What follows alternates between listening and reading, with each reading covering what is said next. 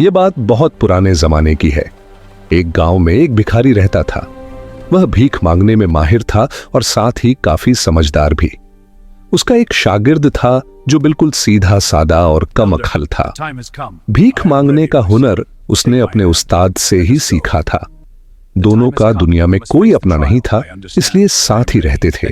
उस्ताद अब बूढ़ा हो चुका था, जबकि शागिर्द अभी जवान था। एक दिन अचानक उस गांव पर जबरदस्त तूफान आ गया।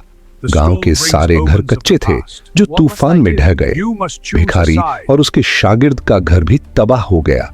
पूरा गांव उजड़ गया। मजबूर होकर दोनों ने गांव छोड़ने का फैसला किया। एक सुबह वे अपने गांव को अलविदा कहकर निकल पड़े। आखिरी बार गांव को देखा तो दोनों की आंखें भर आईं। वहां उनकी जिंदगी के न जाने कितने दिन गुजरे थे। चलते चलते सूरज ढलने लगा, तभी उन्हें दूर एक शहर नजर आया।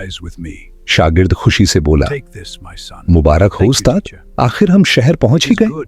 बूढ़े ने शुक्र अदा किया और दोनों तेजी से चल पड़े ताकि सूरज डूबने से पहले शहर पहुंच जाए और कुछ खाने को मिल सके। शहर में दाखिल होते ही शागिर्द थक कर गिर पड़ा।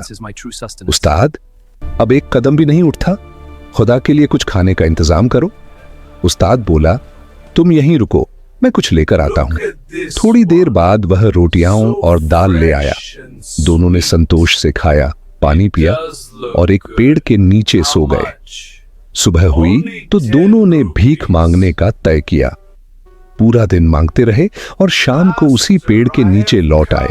उस्ताद ने कहा, अब हमारे पास कुछ पैसे हो गए हैं, तुम बाजार से जरूरी सामान ले आओ, जंगल में एक झोपड़ी बना लेंगे। शागिर्द खुशी खुशी पैसे लेकर बाजार गया। रास्ते में उसके मन में मिठाई खाने का ख्याल आया। कई दिनों से मीठा नहीं खाया था। वह मिठाई की दुकान पर पहुंचा। भाई साहब, लड्डू कितने के हैं? दुकानदार बोला, टके सेर। और बर्फी? टके सेर। शागिर्द हैरान रह गया, तो सब कुछ टके सेर है? खुशी खुशी उसने एक सेर मिठाई ली और एक टका दे दिया। फिर सब्जी वाले से पूछा, गोभी, आलू, दाल, सब टके सेर। वह सब कुछ छोड़कर दौड़ता हुआ उस्ताद के पास पहुंचा। उस्ताद ने पूछा, इतनी जल्दी क्यों लौट आए और सिर्फ मिठाई ही क्यों लाई? शागिर्द खुशी से बोला, उस्ताद, इस शहर में हर चीज टके सेर मिलती है, मिठाई, सब्जी, दाल, सब कुछ। यहां तो मजे ही मजे हैं, हमें यहीं रहना चाहिए। उस्ताद यह सुनकर चुप हो गया। क्या बात है उस्ताद, आपको खुशी नहीं हुई? उस्ताद ने गहरी सांस लेकर कहा, नहीं बेटा, मुझे यह सुनकर डर लग रहा है। डर? क्यों? जहां हर चीज इतनी सस्ती हो, वहां कुछ न कुछ गड़बड़ जरूर होती है। यह अंधेर नगरी है, यहां रहना ठीक नहीं। लेकिन शागिर्द नहीं माना। मैं तो यहीं रहूंगा, इससे बेहतर जगह और कहां मिलेगी। अगली सुबह उस्ताद ने जाने का फैसला कर लिया। मैं यहां नहीं रह सकता, उसने कहा। शागिर्द ने बहुत रोका, मगर उस्ताद चला गया। जाते जाते बोला, अगर कभी मुसीबत में फंस जाओ तो मुझे याद करना, शायद कुदरत मुझे तुम्हारी मदद के लिए भेज दे। शागिर्द हंस पड़ा और शहर में ही रह गया। उसने घास फूस की झोपड़ी बना ली। हर चीज सस्ती थी, इसलिए भीख मांगने की भी ज्यादा जरूरत नहीं पड़ती थी। वह पेट भर भर कर मिठाइयां, घी, दूध और मेवे खाने लगा। धीरे धीरे उसका शरीर मोटा होता गया। वह अपने मोटापे पर खुश होता और ज्यादा खाने लगा। कुछ ही समय में इतना मोटा हो गया कि चलना मुश्किल हो गया। लोग उसे देखकर हंसते और पैसे दे देते। वहीं उसकी रोजी बन गई। इधर उस मुल्क का बादशाह बहुत ही नासमझ था। वह बिना सोचे समझे फैसले करता था। एक दिन दरबार लगा हुआ था कि एक आदमी को पकड़कर लाया गया। बादशाह ने पूछा, ये कौन है? दरबारियों ने कहा, जहांपनाह, ये बाजार में जेब काटते पकड़ा गया है। बादशाह ने उस आदमी से पूछा, कहानी यहीं से आगे बढ़ेगी। बादशाह ने पूछा, कहां है वह आदमी जिसकी जेब कटी है? उसे पेश करो। वह आदमी सामने लाया गया। बादशाह ने उससे पूछा, क्या इसी आदमी ने तुम्हारी जेब काटी थी? उसने खुशी खुशी कहा, जी हां, यही है। ये सुनते ही बादशाह भड़क उठा, तूने इसे जेब काटने क्यों दी? अपनी लापरवाही की सजा अब तू भुगतेगा। इस जेब कतरे को छोड़ दो, ये तो लोगों को होशियार करने का काम कर रहा है, और इसे पकड़ लो। सब लोग सन्न रह गए। जेब कतरा छोड़ दिया गया और बेगुनाह आदमी को कैद कर लिया गया। अगले दिन चौराहे पर भारी भीड़ जमा हो गई। उस बेगुनाह को जंजीरों में जकड़कर लाया गया। वह डर के मारे कांप रहा था। थोड़ी देर बाद बादशाह की सवारी आई। उसने इशारा किया और फांसी देने का हुक्म दिया। झल्लाद ने फंदा डाला, लेकिन फंदा ढीला था और आदमी की गर्दन पतली। झल्लाद घबरा गया। बादशाह ने गुस्से में पूछा, क्या हुआ? फांसी क्यों नहीं दे रहे? झल्लाद बोला, जहां अपना फंदा इसकी गर्दन में फिट नहीं हो रहा। बादशाह सोच में पड़ गया। फिर बोला, अगर इसकी गर्दन में फंदा फिट नहीं होता तो इसे छोड़ दो। शहर में जिसकी गर्दन में यह फंदा फिट आ जाए उसे फांसी दे दो, लेकिन पहले मुझे खबर दी जाए। दरबारी बादशाह की इस अक्लमंदी पर दाद देने लगे। सिपाही फंदा लेकर शहर में निकल पड़े।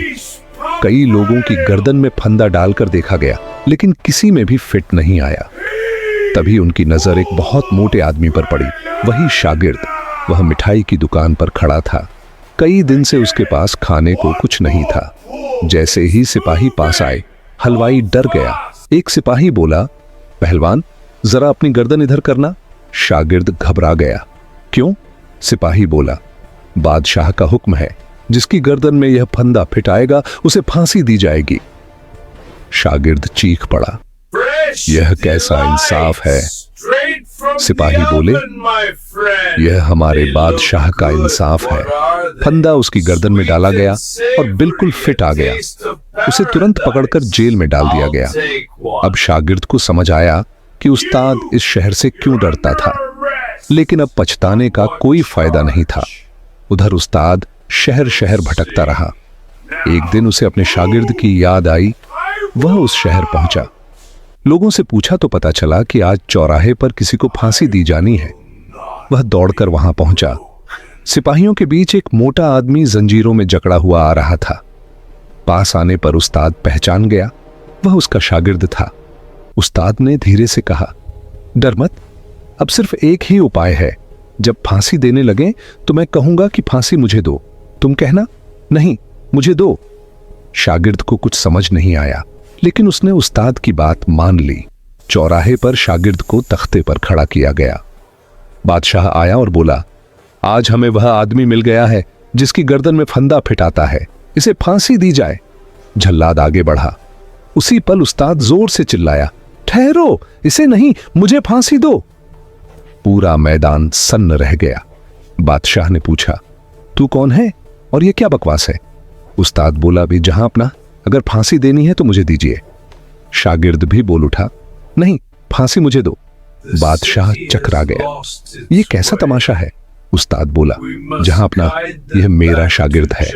अगर इसे फांसी दी गई तो यह शहर और भी अंधा हो जाएगा, लेकिन अगर मुझे दी जाए तो लोग समझेंगे कि यहां इंसाफ नाम की कोई चीज नहीं। बादशाह सोच में पड़ गया। पहली बार उसे एहसास हुआ कि उसके फैसले कितने बेहुदा थे। आखिरकार उसने फांसी रोकने का हुक्म दिया। शागिर्द को आजाद कर दिया गया। उस्ताद ने शागिर्द की तरफ देखा और कहा, देख लिया, लालच आदमी को कहां ले आता है। शागिर्द रो पड़ा और उस्ताद के कदमों में गिर गया। हुजूर, जुल्म मत कीजिए, सजा मुझे दीजिए। इतना सुनते ही उस्ताद तुरंत बोले, नहीं, फांसी मुझे दी जाए। दोनों के बीच बहस चलती रही और दरबार में मौजूद लोग हैरान रह गए। किसी ने भी अपनी जिंदगी में ऐसा मंजर पहले कभी नहीं देखा था। आमतौर पर लोग सजा से बचना चाहते हैं, लेकिन यहां तो दो आदमी खुद फांसी मांग रहे थे। बादशाह भी दंग रह गया। आखिर वह ऊंची आवाज में बोला, आखिर माजरा क्या है? तुम दोनों में से कोई भी मरना क्यों चाहता है?